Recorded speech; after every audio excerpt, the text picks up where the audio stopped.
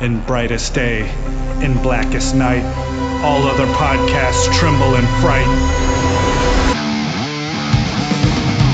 Losers cower before the power. Oranges lust and blues you can trust. Indigos feel and white ones heal. Yellows scare and green ones dare. That sapphire love and black hands glove will rock your foundation without hesitation. Chad and Mart face evil's might. Respect their power, for they'll make you see the light.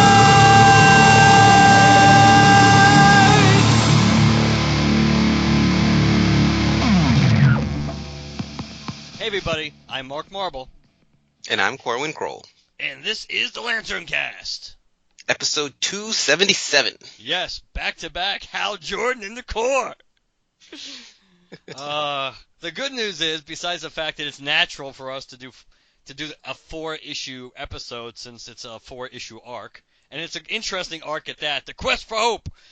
Another benefit of this 4-issue episode is, by luck of the draw, if things go our way ever so slightly, we might actually be able to dig ourselves out of the Hal and the core hole by the end of May now. Because as we speak, there's only one episode of Hal and the Core that's come out since. Even though by the time this gets released, that'll probably be back up to 2. But it's still a step in the right direction. Exactly. As we're trying to catch up. I see light at the end of the tunnel. No pun intended. Blue light. So Corwin has been gracious enough to come back. He's been my main go-to guy lately, and I appreciate it greatly. Very greatly to help go through some of these reviews. And this is an arc that actually plays to both of our interests too, especially with the nature or the relationship between the Green Lanterns and the Yellow Lanterns being established, and of course Arkillo, St. Walker, and there'll be just plenty of just cannon fodder to dig into it. Because, yes, there will be blood. All right, so I'm going to do issues 14 and 16, 15 and 17 for Corwin. So I'm gonna get us going. I have the standard cover of the constipated-looking St. Walker with Hal and Kyle behind him. We prefer to think of it as the deep in thought St. Walker, not the I've had too many pizzas in a 3-day period St. Walker. But nonetheless, so this is Quest for Hope Part 1. Let's go through the creative team. Robert Venditti, Rafa Sandoval, Jordi Tarragona, Tamu More, Dave Sharp's letterer. I go with the font. I hate when they change the font when I have my glasses, because now I can't read anything. So Sandoval, Tarragona, and Moret did the main cover. Kevin Nolan, still did the variant cover. Andrew Marino, Mike Cotton, and Eddie Berganza round out the editors. So we begin in Space Sector 2809, otherwise known as the Smuggler's Corridor, where there's no way to begin an arc better than having a space cabbie, you know? So you have basically, this is kind of like what Guy Gardner would have been if he needed the jobs. He wasn't flying, and he wasn't from Earth, but you could see Guy Gardner doing this job, kind of like a Han Solo-esque character. Space cabbie's flying, he's being chased, he's kind of worried about his cargo, and of course we see green energy construct chains with hooks, and they basically wrap up Space Cabbie's ship, and Guy and Space Cabbie have a relationship going back in the day. And Guy pretty makes it clear that he doesn't really care about the contraband that you're carrying. This maybe I'll even drop you off someplace where nobody will really care either. But I'm really interested in you helping me with this. And he basically makes it clear he's interested in trying to track down members of the Sinestro Corps. With that, we segue back to Mogo, where we have the picking up where we left off last issue with the big announcement that the Green Lantern Corps and the Yellow Lantern / former Sinestro Corps are going to be working together, partnering pretty much one of each color per sector. And this is like in the early moments after that monumental decision, and Hal's kind of like, they're under one roof. How is this going to work, John? And Hal says to him, and it's like, I haven't figured it out yet, but but at least it's a start. We should work together. And Hal kind of tries to go back to what happened way back now in the new 52 when he went rogue. And of course John kind of says, Kilowog already told me about that. I understand what you were trying to do. It's the dumbest plan. It's the dumbest plan I ever heard of. But which is why I don't have any doubt for a second that you came up with it. Oh, John. He's got that charming leadership strategy or style. Hal kind of gives his, approval to John, saying you're the best man to lead the Corps, and it's like, John's all happy that Hal's here because he figures that Hal being here might make the transition a little easier and the acceptance of this new status quo a little easier. And of course, that's when Hal tells John, "Well, actually, I can't stay." Of course. and I do love the face palm by John. That's great. It's like, just do whatever you need to do, man. I like Hal on the way out. Fly you anywhere, Corps leader. Except into that big meeting. So now we have the Hal Jordan-less meeting with Sora and John pretty much making their announcement about the partnership, about how they're joining forces, and pretty much how the Green Lanterns have now kind of reasserted themselves as the proper police force in the universe. The Sinestro Corps is kind of scattered. There's not enough Green Lanterns or really Sinestro Corps members on their own to do the job, so they're kind of going to work together. While this is going on, Hal kind of flies through where Ganthet, Sade, and Kyle happen to be, and Hal goes to Kyle, we got to go. And Kyle's like, I want to hear what John and Sornick have to say. And Ganthet kind of points out that, you have far more important things to do. We are the last guardians of the universe. In this matter, we have no doubt. And I do like this. Wonderful. Nothing horrible ever began with those words. And then we kind of get the first glimpse of the strategy or the tactics that Sora and John are going to use regarding the Sinestro Corps members that did not come willingly to the table or join her during the destruction of War World, that more or less they're going to be tracked down and given two choices, Science Cell or join us. So now, I love these little cliches that have been thrown out lately. Accelerating across transluminal space. I think they did something similar in the last issue. That Hal and Kyle are shooting off in space on a special mission. Hal kind of fills Kyle in that this is a job for you because you're the White Lantern and your ring taps into the emotional spectrum, all parts of it. And well, this job needs me because I'm me. Which is, well, I'm sure we're both going to talk about this, and it's kind of been building towards this anyway. This whole weird dynamic that's going on between Kyle and Hal. And while I don't like Hal coming across as kind of like being this arrogant, cocky dick. It is kind of part of Hal's personality, though it's not when he's written this way. It doesn't make him as likable. It's just like when Jeff Johns wrote him this way, when they started the New 52 Justice League, it was really hard to deal with. Mm-hmm. That at least has aspects of that in Hal, so it's not really untrue. But this whole kind of, as I referred to it before, this whole dick measuring between Hal and Kyle that just keeps going on and on, kind of is really weird. And there's nothing in their history that would really lead us to believe they should interact that way, except for, of course, Carol. Then she'd be the one put a woman in the right? equation. Yeah, she'd be the one doing the measuring then. So they find this kind of like lava Mustafar-like planet, and Kyle starts cracking off jokes, and Hal kind of says, I really don't need you to be funny right now. We got more serious things to deal with. Hal kind of creates a shield to try to protect them. And that's what he says. You got to focus. We're here for a reason. We need to find hope. That's what I was basically kind of going back to what Hal was told was an Emerald Space. That when Abin-Sur and everybody told him, he needed to find hope, and pretty much because of Kyle's connection to the overall spectrum is stronger. obviously, even though there's a relationship between Blue and Green, Kyle, because he can actually tap into Blue directly, he's more the natural man for this job. Kyle kind of, once again kind of says, "Hey, the williest Will Green Lantern of all time needs my help." It's like, "Hey, that's great," and Hal's just kind of like, "Get on with it, just do it." So Kyle reaches out. He kind of senses hope and goes, "I know it's faint, but it's kind of fading, but it's over there."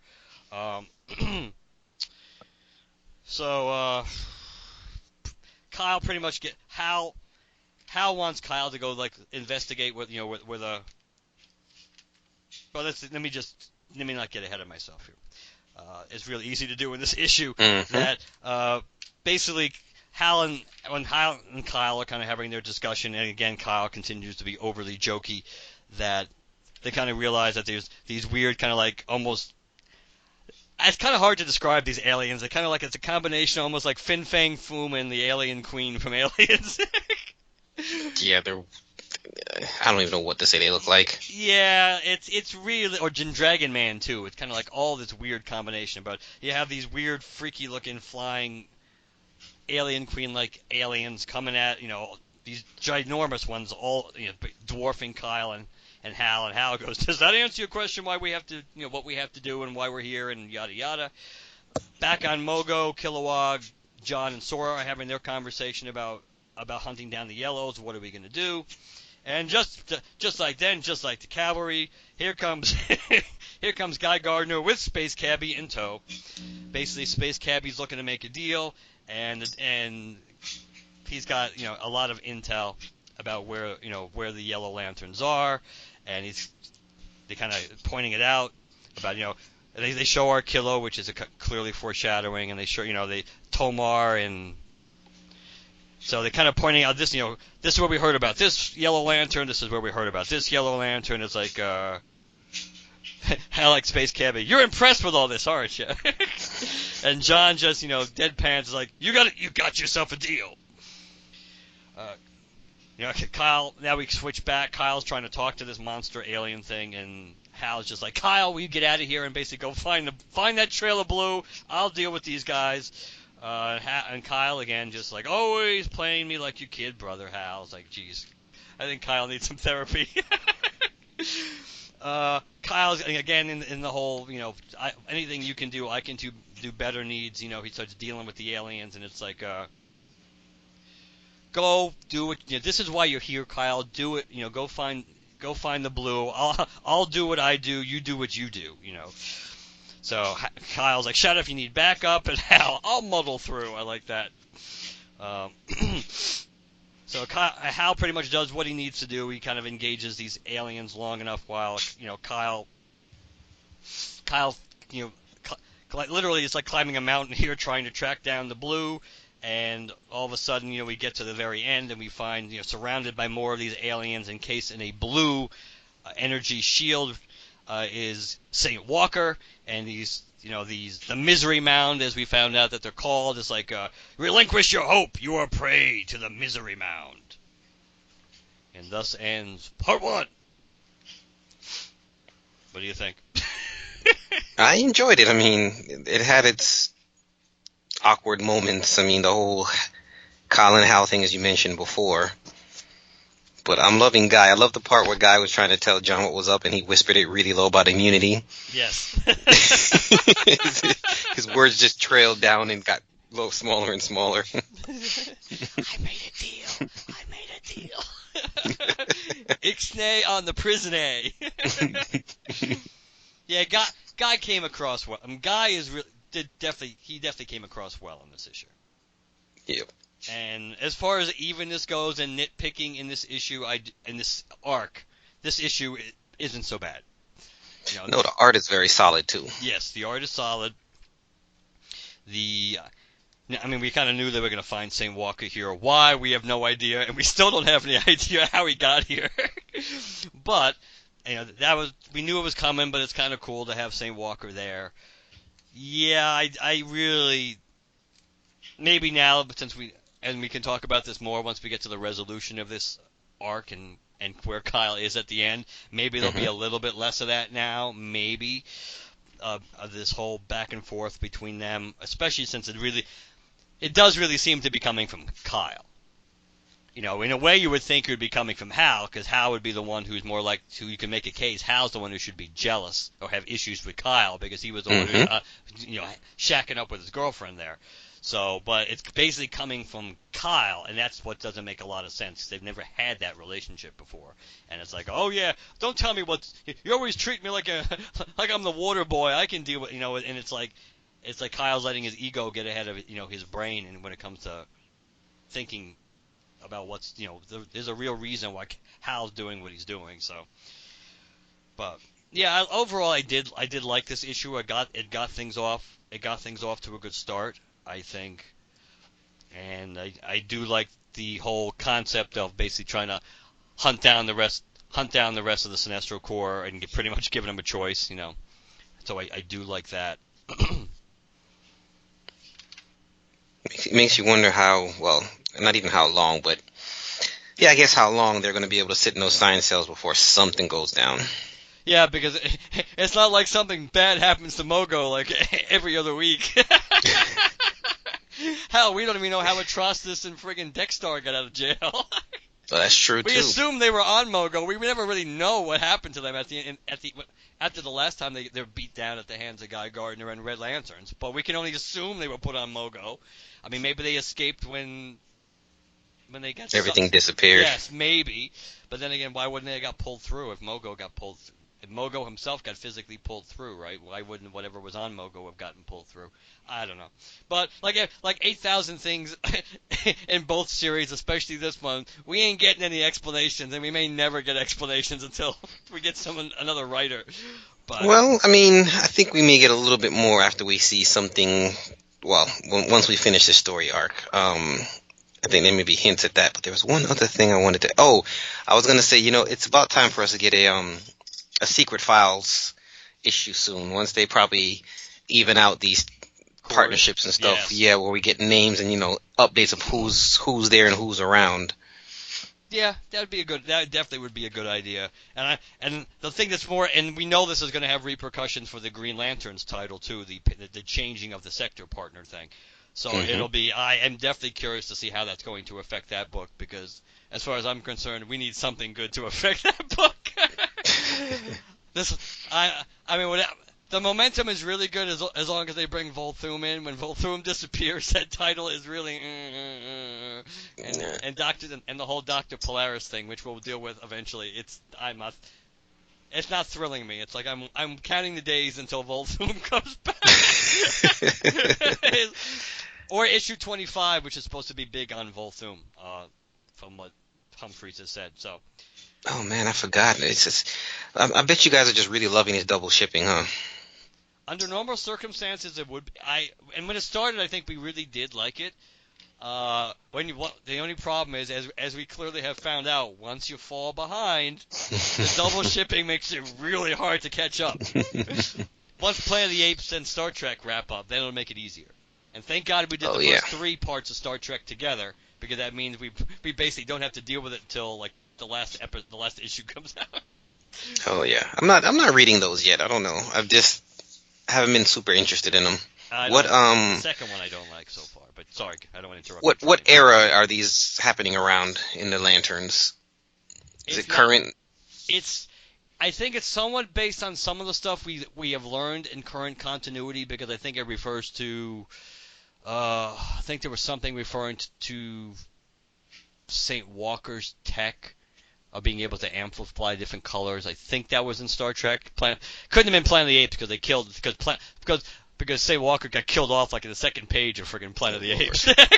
So it wasn't that one, but it's an undefined era, since their version of Blackest Night in the original Star Trek was not the way ours went down. Right. I don't know. I think it's really up in the air. But is there anything else for part 1? Nope. You ready for part 2? Cool. Let's hit us with part 2. All right. Hal Jordan and the Green Lantern Corps, Quest for Hope, part 2, and lucky me, I got the creative team of of Robert Venditti. It took me a while to find the page there. They didn't put it on the first page or the second page or the third page, but we got the wonderful Ethan Van Sciver on art, Jason Wright on colors, David Sharp on letters, cover by Mikhail Janin, variant by Kevin Nolan. He has like a contract for all these covers, don't he? And as I said last episode, I think he must have blackmail information on DC, because I don't quite understand why he has an exclusive contract when so many of his covers are really bad.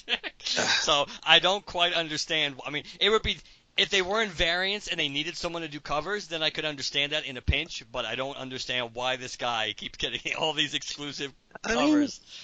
He's a classic dude, right? He's a classic artist, right? Old school? I think he's definitely old school based on the way he draws, the main lanterns, I think. But all right. Assistant editor Andrew Marino, editor Mike Cotton, and group editor Eddie Berganza. Yeah, also happy to see Ethan come on this issue because I just love his stuff so much. Yeah, this is a really good issue as far because of the characters he gets to draw. Not counting St. Walker, but most like Hal and Kyle's. Mostly Hal, but he does Sora and John well too. So, indeed. All right, so John and Sora kind of laying down the law of the land with the rest of the Lanterns, letting them know that it's going to be, partner system going on. Of course, a lot of the members aren't really hip to it, but they break down what's going on. All the Sinestro Corps members that they're going to be looking for, people that are missing, including Crib and Carousel? Carousel, yeah. So. That's one of my favorites. Those two of my favorites. But as John is, giving out instructions and stuff, he's looking for Guy, and of course, Guy is missing. So he asks his ring to locate Gardner. His ring is in his quarters, and Guy Gardner's missing. So John is like, perfect.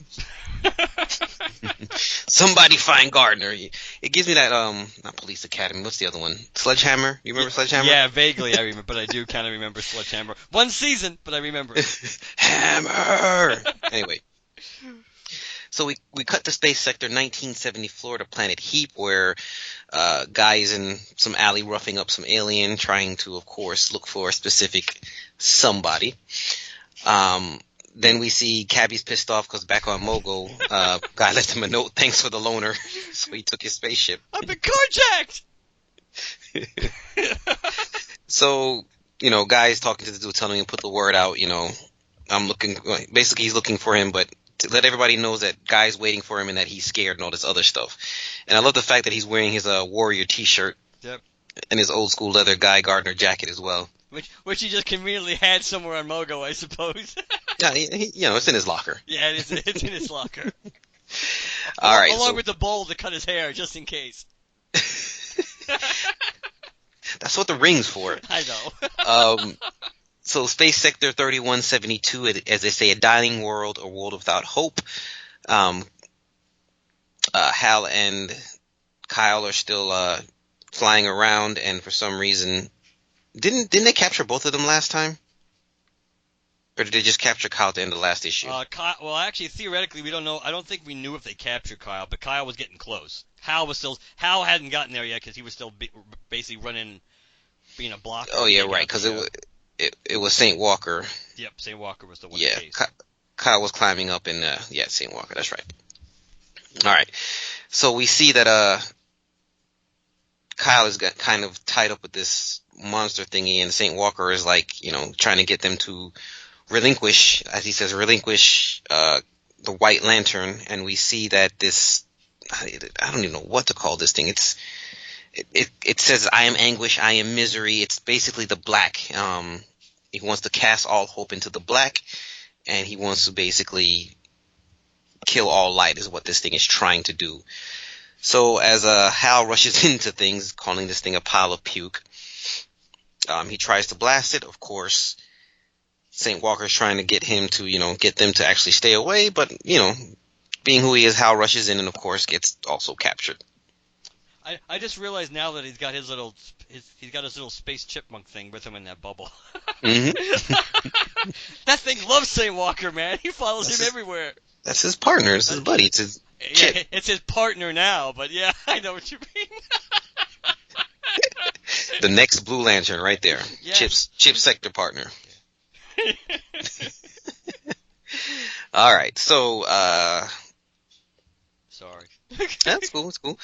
Um, so John is just kind of sitting here, looking at the space sector maps, and Cabby kind of comes in, letting him know that somebody took his cabbie, and of course he asks he asks John not to be mad at him, not to shoot the messenger, but of course, he tells him exactly what's going on and where he's going. We skip to Hal and Kyle, who seem to be in some kind of darkness, some kind of trance or something, as St. Walker's trying to deal with this being. And in the darkness, we see Hal and Kyle have their greatest dreams. We basically see almost the ending of Jeff John's run. We see Hal welcoming his kids and grandkids coming to the house, and we see Kyle as the White Lantern looking all savior-like. And then it just completely flips, and we see Hal dealing with everybody being dead around him, and Kyle seeing Parallax, him being taken over by Parallax, and everybody around him in flames. So they go from their wildest dreams to their worst nightmares in the dark, and it seems like they start losing will or hope, I guess I should say. And this being is saying, their resistance wanes, their will broken, and it literally looks like it's feeding off of them, because they start getting all bony and emaciated. Yep, all withered. Exactly, but St. Walker's out there is, of course he is who he is. He is hopeful, and he tells them, look again, and he's saying, your grip is starting to slip, and then we see their rings start to light up, and of course in Hal's eyes, his pupils turn into the lantern symbols, and we get this splash page of these two huge symbols of the White Lantern and the Green Lantern blasting out of the beast. Seemingly killing it is what it looks like, but Hal and Kyle wake up, and St. Walker's there, and he plants like the first seed of hope, and we see a little plant start growing on the planet. So all's well as end well, and they all kind of fly off, heading back to Oa, and back on the planet Heap, we see a guy just sitting in the chair, just everybody's walking around him, and he's literally sleeping until we see that in comes the big problem for him. We have... That's your cue. Oh. I have enough of a cue coming up, but it's Arkillo, man! It's Arkillo! We have Arkillo show up, looking mighty mean and huge. And of course, Guy kind of brushes it off as it's nothing. He stands up. They start having a conversation, and he's explaining to him that everybody sees you as the Kilowog. You're the one who's always standing behind the yellow, no matter what Sinestro's done to you. No matter how many times he's walked out or turned his back on you, you were always there for the core. Everybody fears you. And he says, you know what, you aren't Kilowog, you're me, and there's only enough room for one of me. So what do you say? Take off your jewelry, princess. Let's make this title bout interesting, as he starts cracking his knuckles. Oy. Before we look ahead, let's see. This was kind of exciting. This really, at the end of this, I was like, okay, this is really what Guy would do. He's just that stubborn and much of a jackass to try something like this. Yeah, I would. Of the 4 issues in this arc, I mean, obviously the next issue that we're going to be getting to is going to be the one that I have the most problems with. This issue was pretty good. I mean, the artwork was really good. Again, I mean, certainly when it comes to Hal. I mean, Van Sciver knows. I mean, he draws Hal, he draws Guy, he draws John, he draws Sora really, really well. Kyle with the mask, not so much. It still doesn't quite get that mask right, and he really can't. Which is not unique, because there's very few people that can draw St. Walker particularly well, it seems. St. Walker is not the character. It's not a strong suit for him. His Arkillo is good. Not the best. Didn't he create St. Walker, though? Didn't he do the first drawing? Yeah, I don't know if he designed it, but he did the first drawing. He did the first drawing on that splash page in 25, but in the first real appearance of St. Walker in an issue, which was The Rage of the Red Lanterns, that wasn't him. But that's your quintessential St. Walker look, is how he appeared in Rage of the Red Lanterns. That's more your the best incarnation of him. But we know there's some St. Walker. I mean, St. Walker is not the easiest character to draw, and there's some artists that are really good drawing him, and there's some artists they don't get it. I mean, as in they don't do it well. Just like and I'm been desperately trying to pull his name out of my.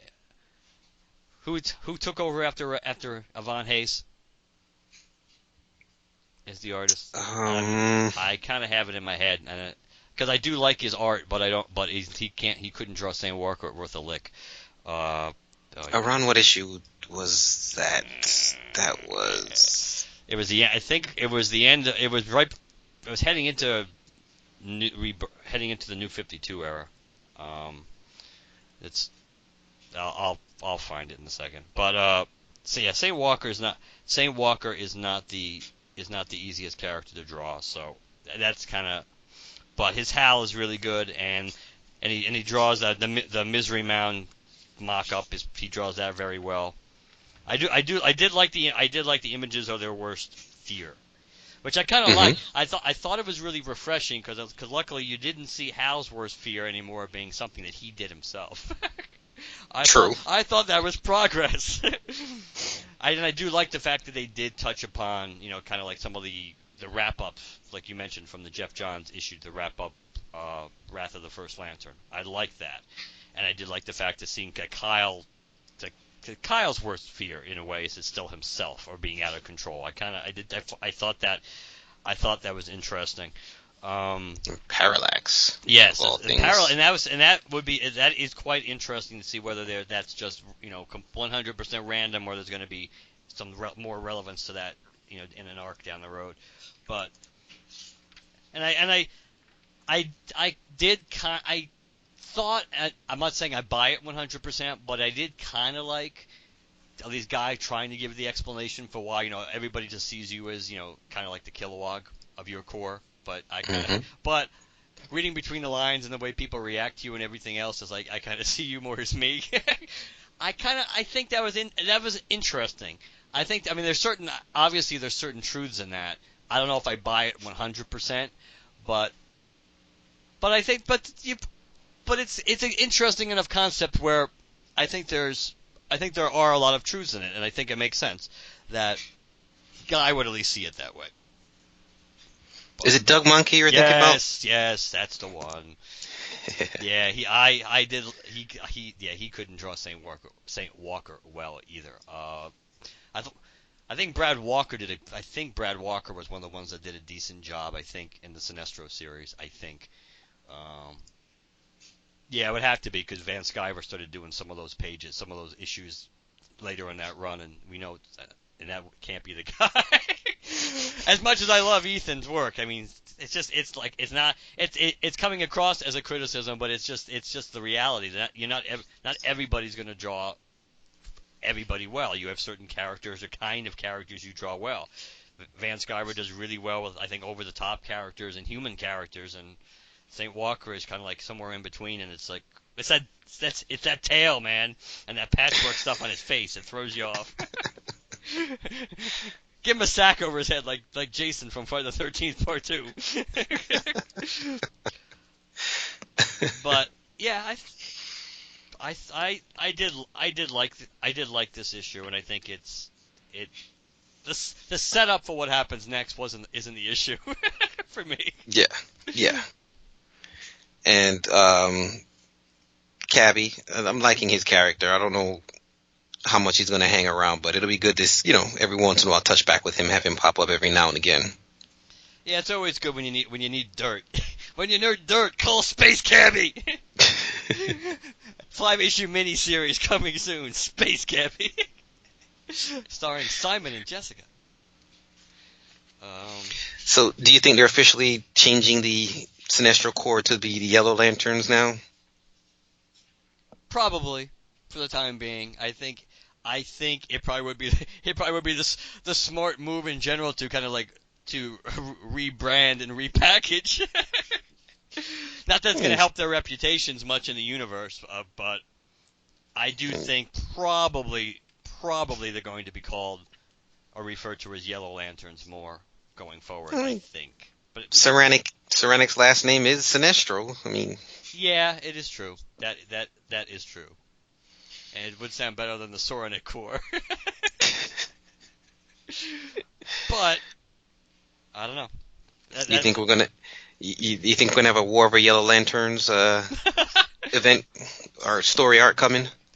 Not anytime soon, but then again, we don't really know how long Sinestro is going to be on the shelf. True. It is true, and to have what and that leads us to yet another problem with poor Arkillo on this yo-yo. Oh God, he's back again. What do I do? I'm in charge. I'm gonna be the new leader, and then he gets beat down. We know how that always works out, which is part of the. We'll touch on that in a minute. So anything else for part 2? No. Skyver's great. I don't get why he can't get more than like 1 issue or 2 issues in a row. Hey, just I think at this point we should kind of be happy that for the most part he has been able to stick to the every other issues, the every other issue or 2 issues on, 2 issues off rotation so far. I mean that's been. Do you think they purposefully give him specific issues to draw? Like the last issue of this arc was him. Maybe it's possible. It's possible. That's a really good question. I'd be really curious to ask him. I would kind of suspect for the most part probably not, but maybe if it's if they're building towards the big 25th issue or something like that, maybe they'll try. But then again, with something like that, there probably will be artwork from both, just because if it is double size. I don't know. It's a good question. I would kind of probably suspect not at this point, but it wouldn't be a bad idea though. All right, issue 16. Issue 16. So before we do issue 16, I think we're gonna take a very, very, very, very quick break, and then we'll be back and we'll do 16 and 17 because I might need to prepare myself for issue 16 because it ain't gonna be pretty, folks. You gonna get the soapbox out the corner? It's more like getting the Valium ready. All right, so we'll be right back.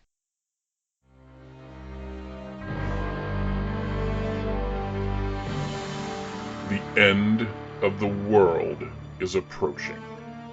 Soon the planet will be engulfed in a nuclear Armageddon, and the only people that can prevent this from happening are considered to be the greatest villains of all time.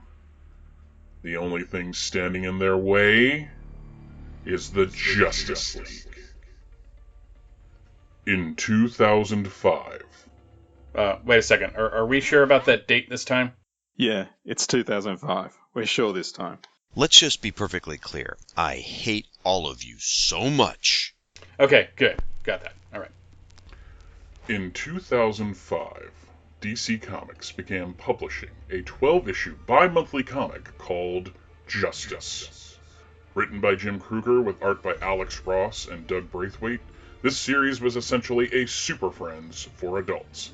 And now another group of Super Friends has come together to discuss all 12 issues in a podcasting crossover called JL May 2017. The excitement begins on the April 30th episode of the Fire and Water podcast and continues into Supermates, the Idlehead of Diabolou podcast, Views from the Long Box, the Pulp to Pixel podcast, the LanternCast, the Shazam Cast, Comic Reflections, the Silver and Gold podcast, the Power of Fishnets, Waiting for Doom, and Justice's First Dawn. JL May 2017. Last year, they covered the beginning of the Justice League. This year, they discuss and review the League's toughest battle. The coverage begins on April 30th on the Fire and Water podcast, located at fireandwaterpodcast.com.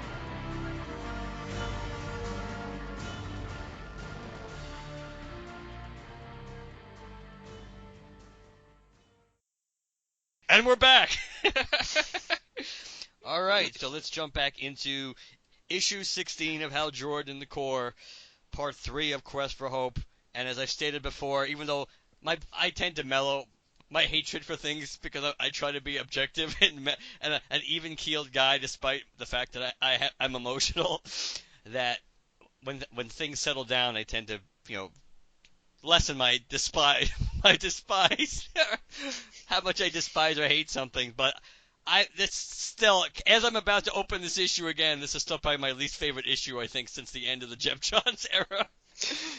It's right up there anyway. It's certainly right up there with with Parallax Green Lantern 50 from the New 52. All right. So at least it begins pretty cool. Let me do the creative team. Not that much has changed from the last issue I did. High Noon is the actual issue title. Robert Venditti, Rafa Sandoval, Jordi Tarragona, Tomei Morey, Dave Sharp, Sandoval, Tarragona, and Morey with the main cover. Kevin Nolan again with the variant. Andrew Marino, Mike Cotton, and Eddie Berganza round up the editor group. So it begins really cool because it begins in Sector 1372, 3008, 2265, and we pretty much see Green Lanterns and Yellow Lantern working together, trying to round up some of the most despicable members of the Sinestro Corps. Including Ratmaru there, who looks like Tomar laid the smackdown to him pretty good. Oh yeah. You have the right to remain dead. So I'm back on Mogo. Now we have the fallout from what Cabby told John exactly who he was going after, and it's like, hey, I'm coming with you. He stole my ship. And John doesn't really care about that, but Sora encases Cabby in a yellow bubble, saying, it's like, I'm not following John on your account, Space Cabby. Regardless of how the day ends, Guy Gardner will need a surgeon. So back to Space Sector 1974 and the Planet Heap. They got that part right. We have Kilowog, who's not as Arkillo, Freudian slip, who's not looking the most Arkillo he's ever looked. And once again, point of fact, it needed to be mentioned, Arkillo has an actual ring hand. Shouldn't have a ring hand unless you're going to address why he has a ring hand. It's been missing since Godhead, people. It's been energy constructed since then. Yes, St. Walker could have cured it, but that's a whole other ball of wax we'll get into in this issue, among other things. Happened off-panel. Yeah, off-panel, like a 1 second reference to the fact that these guys were sector partners on Earth the last time we saw them before Robert Venditti infected them with his illness. Okay, at least I'm on a roll. So we have Guy and Arkillo about to square off.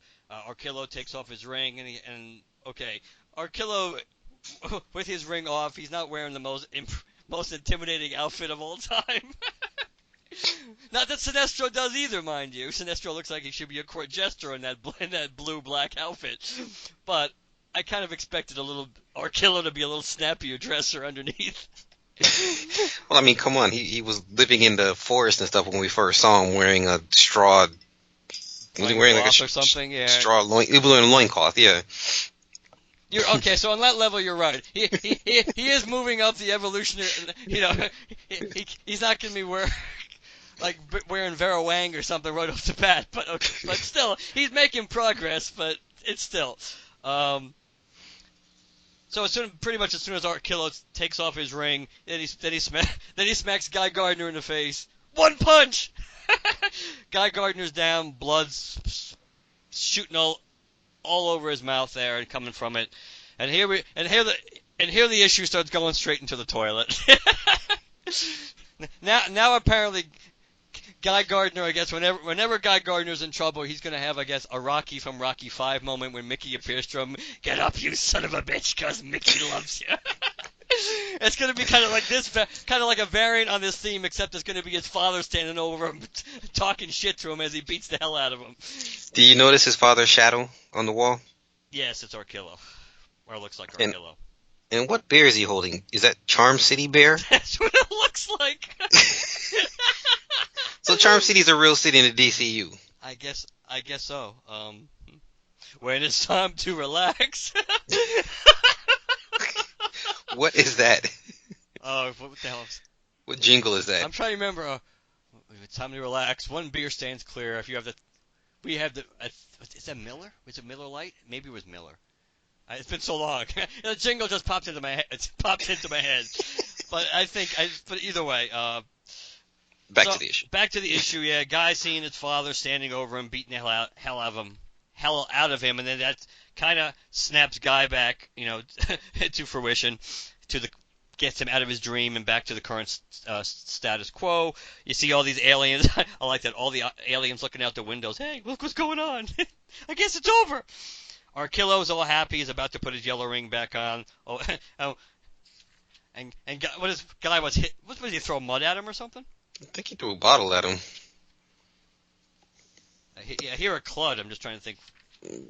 Yeah, maybe it's just a rock or something. Yeah, it's not clear. Yeah, either way. He throws something at the back of Arkillo's head to get his attention. And he goes, "Don't go, princess. We got an audience. Let's give him a show." Back on Mogo, and the Ganthet and Sade are kind of talking, and Ganthet's like, I still sense a great will, a presence of immense power and import watching. And Ganthet's Sade's like, your knowing smile, nothing unnerves me as much or so much as that smile. Another presence draws near and is undoubtedly that of our friends. Our quest to resurrect the Blue Lanterns near completion. Hal Jordan and Kyle have returned, and not a moment too soon. So not a nano moment. Oh yes, correct.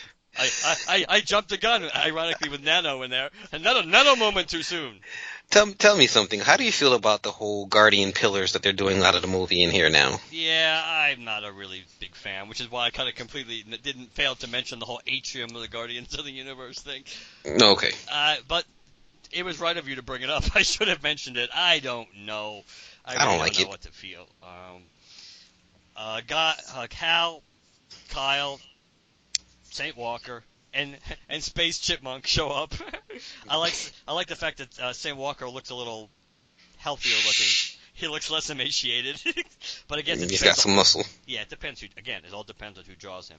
Yeah, he's happy to be. He's real happy to be back on Mogo. For some reason, Kilowog's filling them in about how he's more with the Gardner. Gardner went off to do to basically he doesn't really say Arkillo, but we know where he's going. And for some strange reason, apparently St. Walker has space amnesia because all of a sudden now he has no idea who Guy Gardner is. Which makes me when I first saw this, it made me want to almost rummage through, which would be impossible, every issue I had to make sure that St. Walker and Guy were actually ever together at one point. But even if they weren't, he knows the name, so it doesn't make any sense. All you humans look alike. Yeah, kind of. Even the ugly redheaded stepchild one.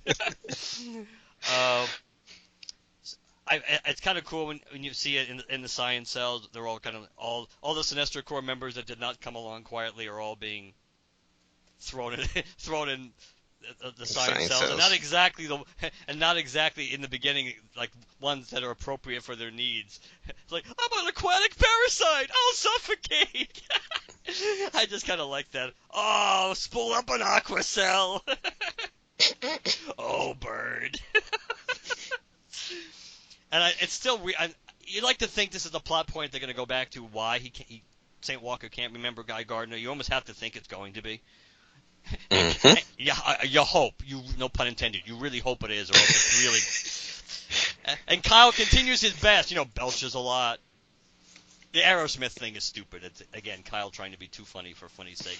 Because like that would mean anything to St. Walker.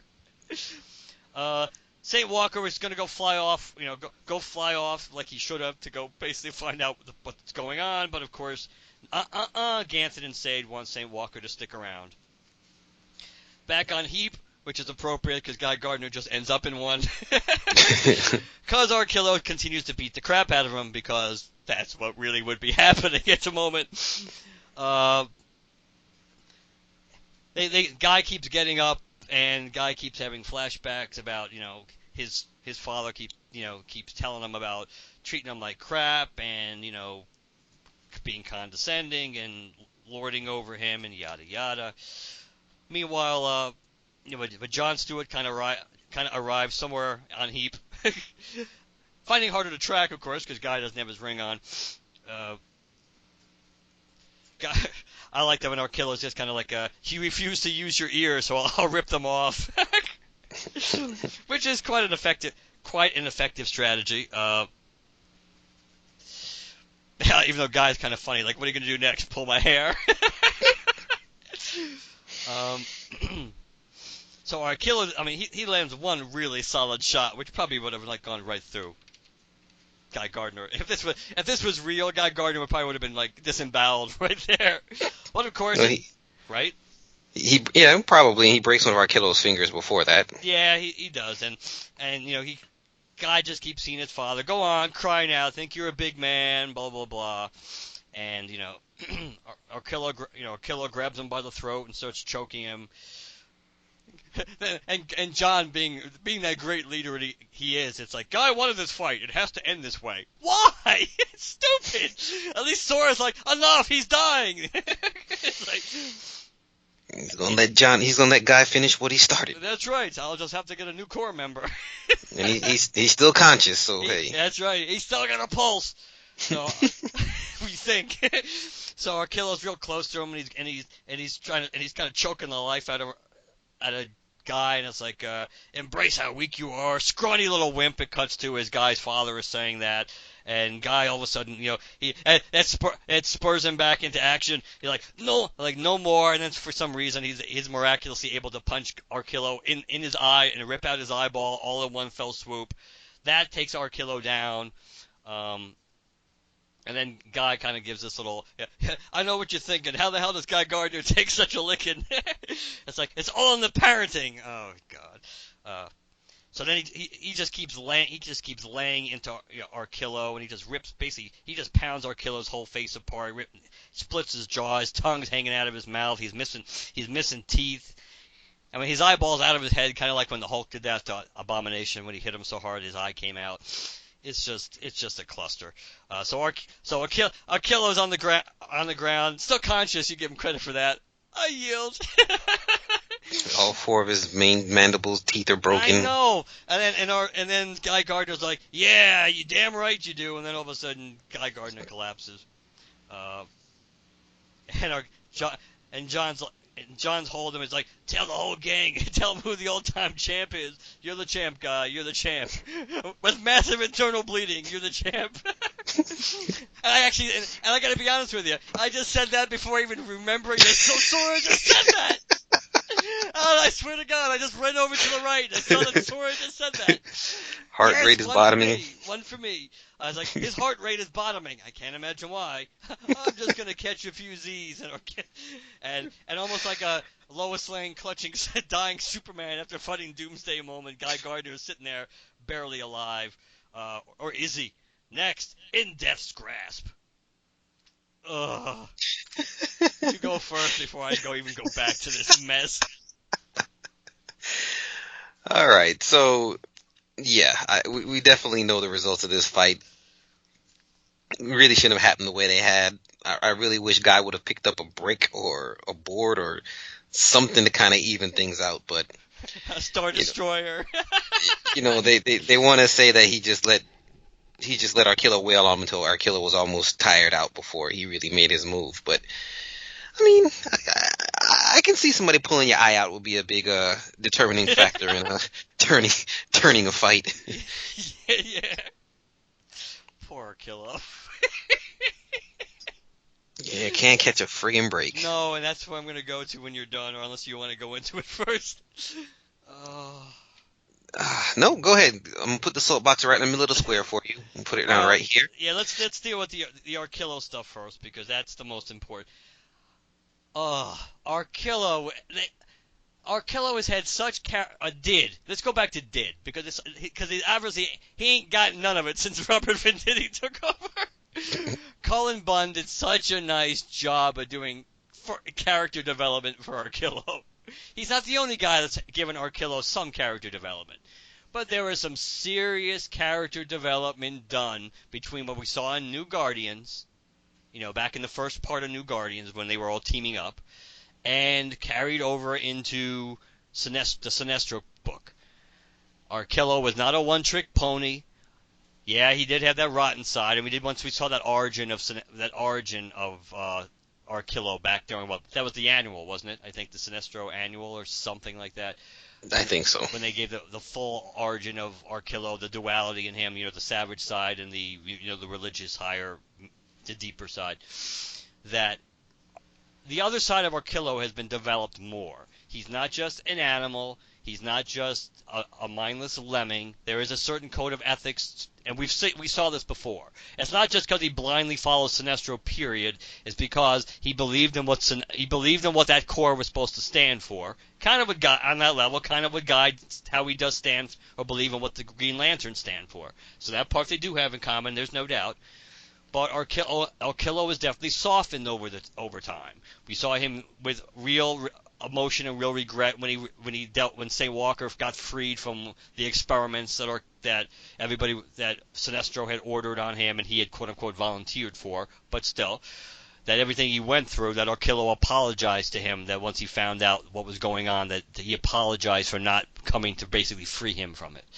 That we saw Arkillo and St. Walker's the real friendship, which a lot of people thought they were never going to touch upon again. How ironic, right? How ironic that the original friendship they established in New Guardians and everything, and also when St. Walker basically helped Arkillo to the point of basically Arkillo had done his penance and it was time for him basically to forgive himself and everything else, and that's when St. Walker helped heal him and give him his tongue back and everything else. That we saw that relationship touched upon in the Sinestro book. We saw them be partners again and be friends again. That they were clearly friends again, and that's where they were at the end of the Sinestro book. They were partners, Sector partners on Earth. On Earth, which would have been absolutely perfect for those two characters to show up in the Green Lanterns title, which I still can't believe they never did. That's ridiculous. Somebody called dibs. Yeah, I know, but in the beginning, that would have been a good segue to get them from Earth to wherever. But still, you have the fact that Arkillo, beyond being just partners with St. Walker, we saw at the end of that book, the Sinestro book, Arkillo was enjoying being a hero. Arkillo was kind of reveling in having people count on him and respect him and love him to a certain extent. He was embracing it, and he enjoyed it. This whole series begins. None of that is in Arkillo. He's an asshole to begin with. He's mindless. He's gonna follow. He's just gonna. If there was one Lantern besides Sora who probably would have had a moment's doubt about what to do based on where we left them in the last book, it would have been Arkillo. And Arkillo would have had a lot of weight, no pun intended. If he would have carried a lot of weight because of the fact that he was second in command or third in command now. Well, it's borderline because Sinestro kind of removed himself again. But either way, he still was not top dog, but he was, as Guy points out, deeply respected / feared in the Sinestro Corps. His opinion would carry a lot of weight. So for him to just mindlessly follow that directive of, yeah, let's just go instill fear in everybody all over for no reason right off the bat, that's not where Arkillo was at the end of Sinestro, that book. So there was no character development at all. He always gets the crappy end of the stick because he always tries to do what's right based on what the Sinestro Corps originally was founded on and his loyalty to Sinestro. Sinestro always kind of treats him like crap. And whenever they try to build, remember back in the Sinestro book, we thought they were kind of building up for that moment when Arkillo was going to find Mongol again and get his payback. Yep, and not just because Arkillo was a different character now, and Arkillo was a stronger character now, he also would have had St. Walker theoretically as a partner that could have amped up his power. But no, let's have him have a friggin' street fight with Guy Gardner, and he loses. Let's cut to the chase. Do you really think what's going to have a big? The Green Lanterns are going to have the Green Lanterns and the Sinestro Corps members are going to have a hell of a lot more respect for Guy, and both the Green Lanterns and the Yellow Lanterns are going to lose a lot of respect for Arkillo because of what happened. It just is horrible to Arkillo, who is a character that has had character development, and then they just shit on him once again. and we'll touch upon this when you do your issue too, that they almost, because they almost got me in the next issue when they had that moment with Guy, and we'll talk about it then. It's like they almost got me in that issue because of what Guy's saying, until you get to the point when you realize, oh, Guy himself has just acknowledged my main point, why I hate this issue so much. This whole fight was pointless and unnecessary, and it didn't have to get to the point where it did. They could have had St. Walker prevent this fight in 5 seconds or stop it in 5 seconds. If they had just, and it's not like the Green Lantern rings weren't communicating at this point. John could have friggin' sent a message to Hal, or Hal could have communicated with John, and they could have told everybody what was going on. Because who knows? Maybe they could have been closer. Maybe they could. They're transluminal space. Maybe they could have got there faster. St. Walker could have prevented the fight and probably gotten Arkilla to join them just like that. And instead, let's have two of the most valuable members of either corps be on death's door at the end of this issue for friggin' what? Really? But and I'm getting sick of this whole Guy Gardner. And I know this is completely removed. We know this is a completely different Guy Gardner from the One Punch Guy Gardner. We understand that because that Guy Gardner was a dick. We know that. Guy Gardner hasn't really been a dick in Green Lantern books for like decades now, because he actually started becoming cool and rehabilitated during Kyle's run, and it's just kind of kept going. So that guy has been so far removed. Yeah, you don't want Guy to be that guy anymore. But if this is going to be a crutch, like I said, if this is going to be his Rocky motivation moment, no matter whatever fight he's in now, he's going to be able to get himself off the canvas just because he can imagine himself fighting his father. I'm sorry, that's just. Is it extra motivation? Yeah, it's extra motivation. It doesn't mean that he's gonna he's not gonna take out the Hulk because he's seeing the Hulk as his dad. So I mean, Arkilla should. It's completely unrealistic. I mean, Arkilla would in a fair fight, Arkilla gonna beat the crap out of Guy. He's gonna beat the crap out of John. He's gonna beat the crap out of Hal. He's gonna, forget about Kyle, we know, but he's gonna, Simon, he's gonna beat the crap out of almost any, other than maybe Kilowog.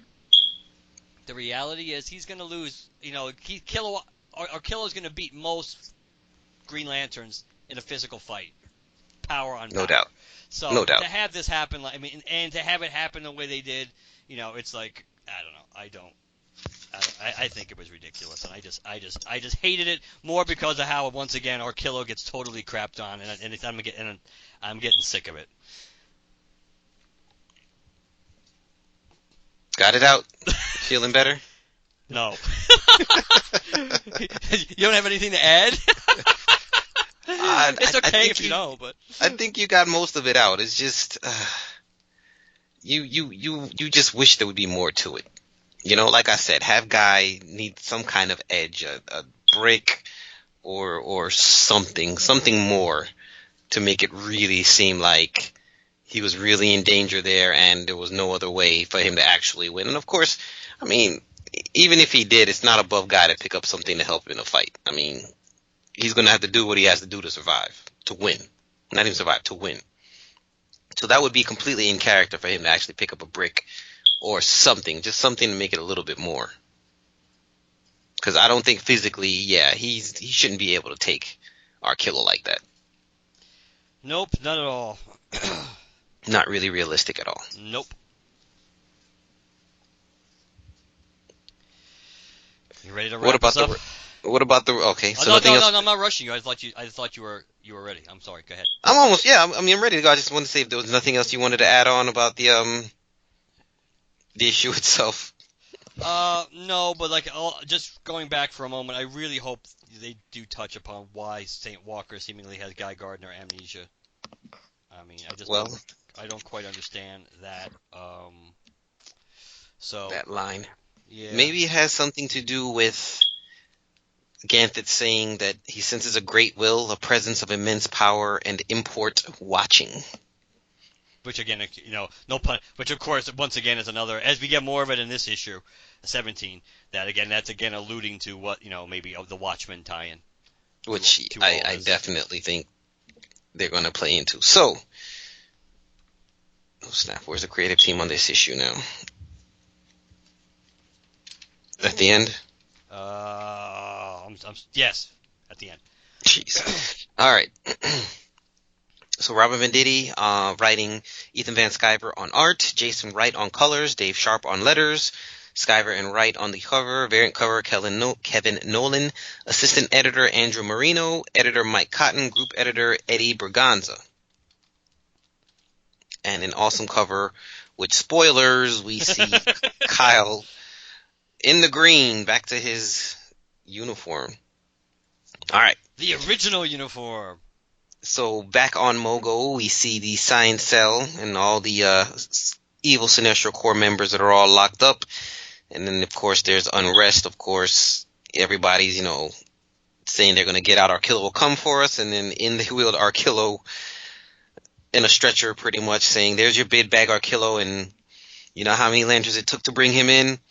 1. Of course, they all say it's lies. And Serrani comes in there, says it's the truth. Next, which one of you lanterns did that to Arkillo? So one guess, the only one that could. And in the infirmary, we see Guy pretty much as he should be looking, damn near on death's door. But still looking better than Arkillo did at the end of last issue. Armin is slaying, all kind of bandages on his face, wrapped up. I mean, looking pretty bad. And Kyle and Hal are there, and everybody's just all, happy to see him, happy that he's alive. John kind of gives him a souvenir of the fight and gives him one of Arkillo's teeth, or his tooth. And, calls him a crazy SOB. So Hal and Kyle head off to go meet up with Ganthet. What was it that I guess they didn't really have anything specific in their conversation. Oh. Between Kyle and Hal. Well, and actually, it's somewhat relevant because of how that's when Hal says to Kyle that you're the greatest Lantern, and then Hal has to point out you're the greatest Lantern. I'm just happen to be the best Green Lantern. Green Lantern. When it comes to being green, I'm Top Gun, as he says. And my dog just refuses to get off my lap. She's sitting on my lap. Okay, you gonna help me with the review? All right. So yes, wearing a Justice for Arkillo t-shirt.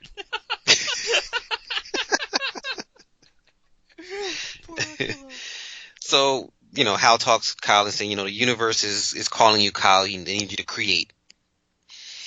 And then at that point, Kyle is like, I've always looked up to you. And he's like, Kyle, everyone knows that. Not too cocky there, is he? He looks so awkward in that. He's drawn so awkwardly in that panel too. Hal, his arm looks like Mr. Fantastic. Okay, so then we go to the command center where John and Saranic are trying to, keep track of or monitoring all the Sinestro Corps members that have been captured, and for some reason Romat Ru is still free. However, Tomar 2 says there's no sign of him, but it seems like he has his ring, and it says Yellow Lantern of Sector 2813 deceased. At that moment, Tomar 2 is like telling his partner, you better keep your mouth shut. I wonder, you think they could have been a bit of a swap there, or you think he really killed him? That's actually a good point. I had never. Well, here's the thing, though. That's a really good catch because I never thought about that, and the only reason why it. Well, not the only reason, but one reason it might make sense is because of that future issue, the Zudarian issue that Jim and I just did in the last episode when they showed Romaru as one of the threats coming down the road. That is possible. Because you even go back to the only thing that makes it weird is how would the ring think he's dead? Yeah, that's the one thing that makes me question that. But it's possible because even the last panel we saw, theoretically, if they had swapped rings, they still would have looked alike. When it looked like it was Tomar blasting Romat, it could have been the opposite. But I don't know. That's I'm hoping that's not the case because it's Tomar's such a classic character. Well, also because no matter what, it would be crappy. If they actually killed Tomar, it'd be crappy. But if they're turning Tomar bad, that's going to be crappy too. So, I mean, there's almost like no good ending to that. True. All right, so with that, we cut back to Kyle and Ganthet and Sade, and basically St. Walker shows up, and, they're all happy to see each other. And then they're saying they're going to bring back the Blue Lanterns, and St. Walker's going to be his antenna. Of course, Kyle is, reluctant. He's not sure if he can do it, but he's going to give it a shot. So at that point, while holding onto St. Walker's head, he, uses his white energy. And of course, then they cut back to the science cells where, for some reason, Guy decided to get himself up out of his bed and got his uniform on and is talking to an unconscious Arkillo. He actually even gives him back his tooth. And he's just actually saying he can't wait for them to be bad guys together. So he can't wait for them to beat on bad guys together. So he's actually looking forward to partnering with Arkillo. Kyle is kind of worried with everything that's going on because St. Walker won't let go, and he thinks that it's killing him. And of course, St. Walker, all will be well, he keeps reciting. And he tells St. Walker, don't you dare die on me, as he's still channeling all this white energy. John kind of starts going near until Hal steps in, is like, it's Kyle, trust him. So as Kyle is still pushing through, all the plants around them starts growing. Of course, the life energy is starting to consume everything around them, channel through everything around them, and all the plants start growing. And, they keep pushing, and this big, huge white energy comes flying off of Mogo. And it seems like Kyle couldn't do it. He couldn't keep it together. No more. He's got nothing left, and we realize that he's not even in his white lantern uniform anymore. He's back in his regular clothes, and St. Walker says, I felt a presence, an intruder barring our path. And Gantz is like, impossible. No power should have been able to thwart the resurrection.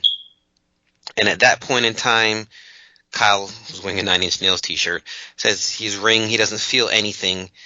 And at that point in time, around the universe, we see different beings react. We see on Yzmolt, home of the Red Lanterns,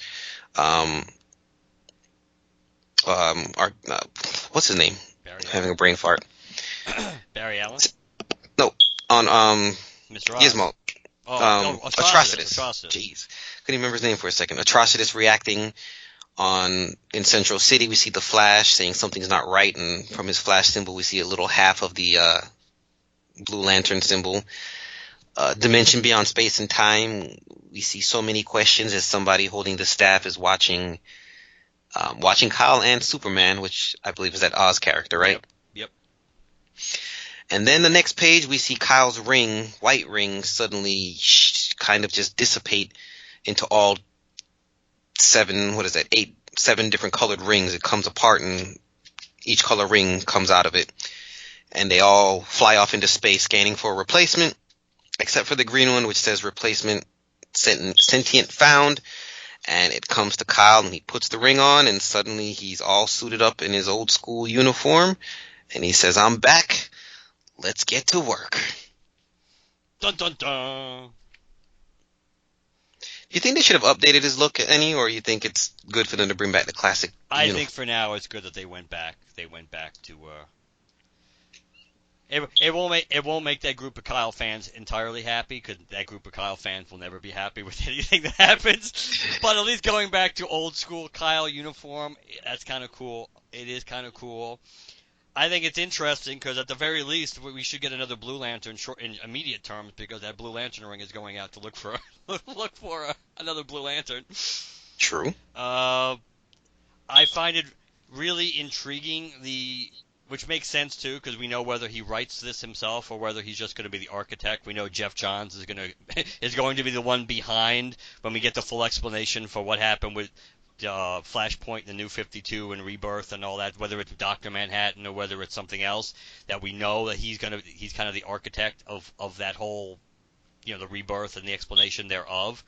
So it kind of gives me hope that the Blue Lanterns are going to be relevant, maybe in the resolution of that, because clearly they're setting it up where the Blue Lanterns are a threat. we go back to what Abin said about how the universe needs hope. Basically, everything is going to be lost without hope, and that some power clearly is purposely preventing the Blue Lanterns from coming back in full force. That Kyle would have been able to resurrect the entire Blue Lantern Corps that was killed, but something was going out of its way to stop him. So that makes you think that the Blue Lanterns should be a factor in the resolution down the road when we actually get this event, whenever it happens. So that makes me happy that that's seemingly, which would be fair considering all the crap that the Blue Lanterns have had to deal with. It would be appropriate that they would have that kind of moment at the end, not at the end, but at that moment they kind of like rise above and help put the universe back the way it should be. The way it should, yes. It's definitely Mr. Oz watching. I know some people, for some reason, I don't get why they would think this, speculate that, maybe Mr. Oz is the one behind it, and it's like, no, Mr. Oz, he's watching this and he's going so many questions. If he was doing it, he would have the answers to the questions. Exactly. He would know why, so he's observing, but just the fact that, again, that the whole White Lantern thing and the inability, the splitting of the White Lantern power or the inability to resurrect the Blue combination thereof, the way it trickles through the entire universe, not just the emotional spectrum, that I liked. I thought that part of it was cool. The part in this issue, like I kind of was alluding to, that kind of got me for a second, and then I realized, nope, not going to work, is when you had that quiet moment between Guy and basically Guy, because Arkillo's still in a coma. A tender moment between Guy and someone in a coma. That they kind of make it. Guy's kind of like being sentimental, and he's kind of making it sound like I'm looking forward to working with you, but Guy at the same time basically acknowledges that they really fought for no reason. So as soon as I read it and I got caught in for a second, I go, no, this kind of just proves the ultimate point that they really didn't need to do what they did to get to where they wanted to go. I was like, I should just say I'm sorry for the fight. I guess I could say I'm sorry for it. It was stupid. It was pointless, and this issue kind of proves it. And again, going back to some of these basic points about remembering powers and what they can do. Yes, Kyle can resurrect. It's nice that he conveniently would remember this, so Ganthet and Sade are pushing him. But Kyle seems to have. I do think it's appropriate that I think Ganthet's the one who points out that you're always doubting yourself, and he always does. Which is why at the end of the day, I like Kyle. As I've said multiple times, I started reading Green Lantern when Kyle became Green Lantern. That being said, when it comes to willpower, Kyle's not going to hold the jock of John, Guy, or Hal because he doubts himself too much. At the end of the day, no matter what power he has, except for maybe when he was Ion the first time, he doubts himself too much. So that's his biggest failing. So I like the fact they addressed that. It's kind of like. But I think that, again, back to the power set, Sora is great. And I know she's a great surgeon, and she's using, obviously, her ring powers to magnify what she does. That being said, friggin' St. Walker's on Mogo. He could heal those guys in like 5 seconds. Yeah, good. But does she know that, though? Hal knows that. I think True. Kyle knows that, and certainly Ganthet and Sade know that. It wouldn't have taken more than like 10 minutes out of their day to get those two back on their feet before they did what they wanted to do. That's kind of stupid. Especially because they're talking in the beginning of the book. Whether they're kidding or not, that about Arkillo maybe not making it. It's like, how you make sure he makes it? Let St. Walker go see him. Yeah, good point. The artwork is really good. The artwork was a highlight of this. I do like Hal going to bat for Kyle. Which kind of makes it's consistent here that Hal is cocky, and there are moments, I'm sure, not just Kyle, that percentage of Kyle fans. I say that with bunny ears, probably like at least 25% of Kyle fans are always going to be damn bunny ears. Are always going to be disgruntled. But so just like Hal was kind of being, they would take it as a backhanded compliment when Hal said you're the greatest Lantern, but when it comes to green, no one can touch me. It's the same kind of thing. It's like that's true, and it is Hal being the cocky Hal, but that is part of his character. And still, the fact that Hal's saying, the fact that Hal's acknowledging you've been able to do something no one else has been able to do, and that makes you, and you can make a case that's not even true, really, that Kyle's the greatest just because he's been able to do that. But still, let's say, but Hal is throwing you the bone, but just making it clear, hey, as a Green Lantern, I'm still top dog, and realistically, objectively, he would be. Certainly compared to Kyle. But it's just the fact that the way when John tries to interfere and Hal steps in and say, hey, it's Kyle, trust him.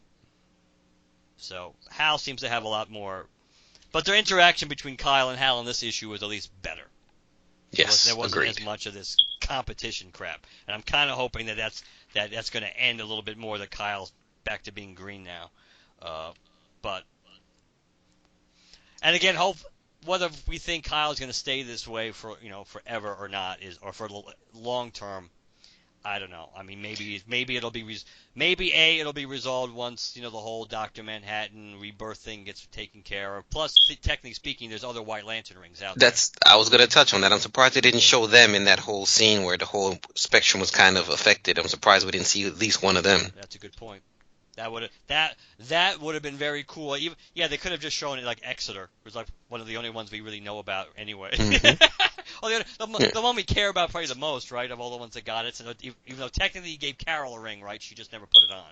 She never accepted it. And then the girl, I don't even remember her name. Yeah, the one who showed up in the Futures. Yeah, Futures End thing. Yeah. But Exeter is the character we had seen the most of, and kind of deserved it because he kind of got a raw deal. most screen time out of everybody. Look at the page where Kyle's ring dissipates into the 7 different rings. Yep, cool, because that's what I'm still on. Look at the green ring. The green ring is the only ring that's different than the other rings. Yeah, it looks kind of close to what Kyle's ring looked like. Kind of, sort of. Yeah, it has it's like 3 bands and then the lantern symbol on top. Yep. Yeah. Yeah, you can make a case why it would look, but then again, Kyle, when Kyle had his ring, it was kind of similar to that. I'm not saying that's the exact blueprint, but hold on, I can. Okay, that was my question, whether it was similar or not. Yeah, it is, because actually, as we speak, I just leaned over and took the ring off the Kyle Rayner ring prop to look at it. Yeah, it's pretty damn close to being a duplicate. So that's probably why that ring stayed, since that was Kyle's ring. I mean, technically speaking, that's how Kyle's ring was when he still was green. That's what Kyle's ring was. So all the other rings were kind of, so that I think that kind of makes sense that when it got split, that ring might look a little different. And now finally the ring he wasn't given a ring, the ring chose him. Right, but don't forget, that's true. But don't forget they did that in Blackest Night too, when he died and came back. True, so that'll put a lot of other people at ease. Yeah, I remember that was a nice moment in Blackest Night, because finally you had, despite the fact that in the New 52 they kind of retconned Kyle's origin slightly, so he wasn't just randomly picked in an alley. Yeah. But the reality is, we all know Kyle was picked randomly. Anybody who read Kyle knows that's what his real origin was. So the fact that to reinforce multiple times that the ring, that he is worthy of being chosen, I think that is cool. I kind of like the Ganthet and Sade being really, especially Ganthet, of course, that would make sense. Ganthet being really happy about Kyle coming back. I do think that it is. I like the fact that obviously St. Walker's hope has really recovered a lot, since he's nothing really is kind of like breaking down St. Walker's his power of hope at this moment, despite everything seemingly going wrong, that he still had it, which is good, because it's not the sad sack St. Walker we saw so much of. Yeah, down in the dump, St. Walker is pretty depressing with his bottle in a little brown paper sack. Nobody wants to see that. But I do like the fact that St. Walker's like the first one to be able to detect the intruder. So it just raises the stakes for that, and it makes me really intrigued about when we're gonna get the story to see exactly what that was, how that plays into what Mr. Oz is doing and everything else. So I am looking forward to that. Some real answers finally. Maybe that'll did I touch on this last time? Like, maybe that explains what happened to the Templar Guardians and stuff. Possibly, yeah. Maybe we'll get some real answers. Yeah, there's a lot of stuff that could be taken off the table, whether they're all in little rooms of Mr. Oz, or whether Dr. Manhattan, assuming all the speculation is correct, that he is the bad guy, which of course in a way would kind of make sense because who's going to be who's going to be powerful enough to do some of the shit that's going on if it's not Dr. Manhattan? And yep. That there's some characters or some puzzle pieces he could be taking off. He could be taking off the board. Maybe, who knows, maybe we can keep our fingers crossed and maybe he takes Parallax Convergence off the board, or Convergence Parallax off the board. Get rid of the fear entity and let Hal actually be Parallax, and be almost like a herald for Dr. Manhattan. I'd sign for that with that character, anything at this point. Nope. So, but yeah, it's intriguing, and I am looking forward to what they're going to do with that. And hopefully it won't be too long before we get this event. I mean, I'm hoping it doesn't look like we're getting it this year, or certainly not anytime. Well, I guess we'd have to know soon if it was going to be something happening in the fall. But if not, I would guess next year. I would like to think we're finally going to get this. So fall would put us around issues what? Where are we at now? What are we? 18 and 19 are in April. So 2021 in May, 223 in June. 24, 25. Yeah. So right in the 30s, right? Somewhere in the somewhere in the 30s. Yeah, right around the 30s. So 50 would be next summer. No, it would have to be before then, wouldn't it? But with the double next printing. May. No, you might be. No, let's see. Yeah, so we're getting what 24 issues a year, right? Yep. 24 issues a year, and then we started in summer. So yeah, it would be. Yeah, this is the first summer here, so. But it started this will be the first full year of the double release cycle we're coming up to soon when we get to it. Because Rebirth started in the summer. I think it was the summer event. Yep. So yeah, so it'll be it would be somewhere next around summer. Yeah. Well, we'll see. We really do need to do the State of the Green Lantern Union soon. Let's see if I'm gonna talk to He Who Shall Not Be Named or He Who Shall Not Record, and see if maybe sometime in May we can pull everybody together to do this, because there's enough stuff now about what's been on the table, what hasn't been on the table, and where we think it's going to go. And even reading the solicits to probably get an idea of our opinions on on all this, having had enough under the belt and where we think it's going and where we think it needs to go. So I don't want to go off on it too much, but it's like, I don't know. I think I think we're getting close to a time for a change on at least one of these books, I think. But I don't know. We may need a little bit. I think there needs to be tweaking on both books. It just doesn't necessarily mean you throw the baby out with the bathwater. Kind of. Agreed. Tweaking. But I guess we'll see more soon. I love it when Van Sciver draws the lantern symbol for the pupils. Yeah. He did a really good one with John here. Yes. The artwork in this issue was really good. Yeah. It was really good. I think it was a really nice touch also having the Flash feel, feeling like almost like a tremor. Whether it's just a tremor in the spectrum or just a tremor in the universe, time, speed force, all that stuff, but of course at the same time, but the blue was good because the references when he was a Blue Lantern. Mm-hmm. So that would make sense that he would have some basic raw emotional ties to that part of the spectrum too. And let's look at that.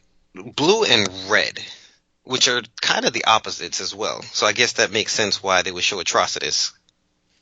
And it also arguably it factors into, but not arguably, you can make a case. Part of the reason why you could have red and blue shown next to each other is the fact that was a big factor in resolving what the Superman. And what the deal was with what the new 52 Superman was versus, our current Superman, the Rebirth Superman, the difference between the two.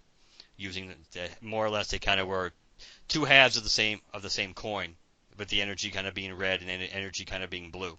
Oh, see, I didn't even read that. I know of it, but I really didn't read it, so I don't know the full scale of what happened there. So it was kind of like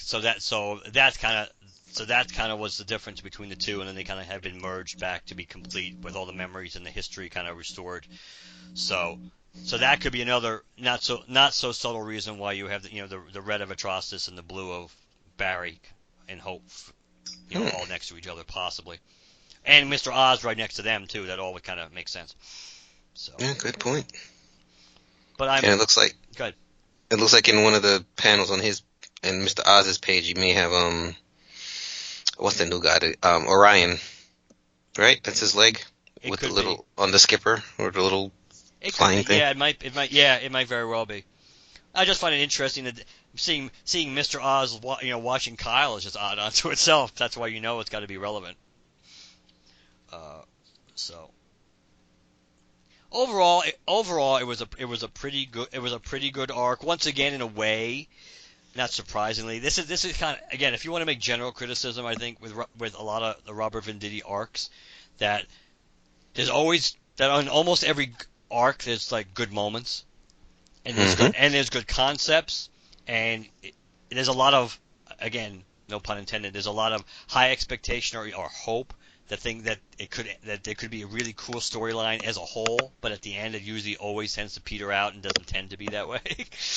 And that's kind of what this arc really was too. It kind of raises your hope, but that you're going to have some real resolution positively with the Blues, and you really don't get jack at the end of this. You get another roadblock to them to good news. You get another roadblock to good news, and you're gonna kind of lose the White Lantern, even if the main White Lantern, even if it's just for a period of time. So it's not what you would have wanted this arc to be if you really, or what you would have hoped the arc was going to be when you heard the title and what the game plan was, or what the thought behind it was.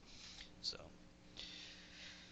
but the good news is Sam Walker isn't the one who got the biggest shaft in this 4-issue arc, so I guess that's a plus. That's progress. It's sad, like more like addition by subtraction. It's like, we're not going to screw you, we're going to screw your best buddy instead. And Sam Walker doesn't even go to see our Kilo. Maybe he doesn't know he's there. Nobody told him. Come on. I know you're being nice and you're playing devil's advocate, but come on. Mogo might be big, but all the activity's taking place in a small little relative area. There's only so many pages. I don't know. Yeah. You're right, though. You're right. They could easily. Yeah, I know. They could, but they don't, and this just maybe that sums up this book nicely. They could, but they don't. That should be the tagline on every cover. We could, but we don't. Any other thoughts, my friend? No. Thoroughly enjoyed it, though. I mean, much better than what we had in the last era, so. Yeah. We got all our lanterns. Yeah, and I do think, and again, it's a definite plus that, I mean, Robert's doing a better job, but as we kind of discussed before, is his job, and this will be something we'll probably the whole panel can discuss when we do the State of the Union. How much of his being better at this book is just because with all the tools and that he has to go play with now, all the the toys in the sandbox, how could it not be better just because he gets to use and take advantage of all these different things? Is that the main reason why it's better, or a huge part of why it's better, or is he doing something different regardless of having all these little things to use? And I think that is a big question. Because it's clearly better, but it would be embarrassing if it wasn't better considering everything he's got to use now in the mythology. He has everything. And he's been on the book for how long now? Since John's left? Yeah. Yep, and that was a while ago. Because when he left, issue 20, right? Was it 20? Yeah. 20 was the last issue of Jeff Johns. Mm-hmm. So Venditti was on from 21 through 52. 52, and so that's now 18. Yeah, so that's two and a half years. 2.5 years there, not counting annuals and futures end and one shots. So, and then and now he's getting close to being on this book for a full year now. So yeah, he's been doing this book for a while. So yes, there's no doubt that this is better than the majority of his run. Small sample size in a way, but still, if you just want to look at the number of issues and the arcs that we've done, the material's it's certainly it's a much better read consistently than the stuff that he did in the New 52. There's no doubt. There were a few good, again, kind of like the stuff I touched upon. There were good issues, and even with some good arcs, and even like Godhead, which I thought actually was one of his, despite the fact it went on way too long. Godhead didn't need to be 3 months. Godhead could very easily have been 2 months. That despite that, I thought Godhead was one of his more effective storylines. Considering, I mean, was it a winner going with the New Gods? Not really, because most people don't really care about the New Gods except for the few select ones that they care about. Metron, Orion, they don't really care about most of the others. And turning Highfather kind of to the dark side just to have him wake up one day. Oh, yeah, I was wrong. that was shit. Okay, that part of the resolution was shitty. But some of the stuff with like Black Hand and the Titans from the Wall and Sam Walker having a pseudo good moment, not as big as I had hoped. But yeah, it was.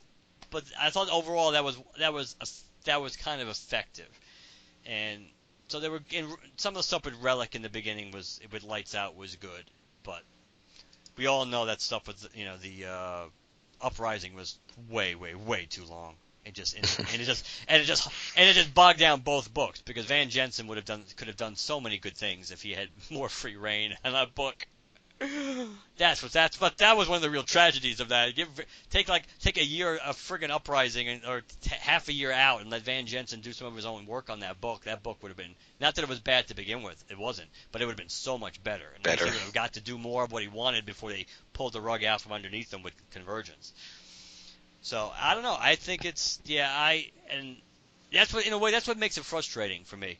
Is that there you can see that there's some good ideas and there's some good elements and some good arcs, and some of the connective tissue works, and then but the stuff that doesn't work just makes me want to bang my head against the wall sometime with this book, and it's really and again because of the lack of explanation for so much crap of where we were and before they started this rebirth stuff.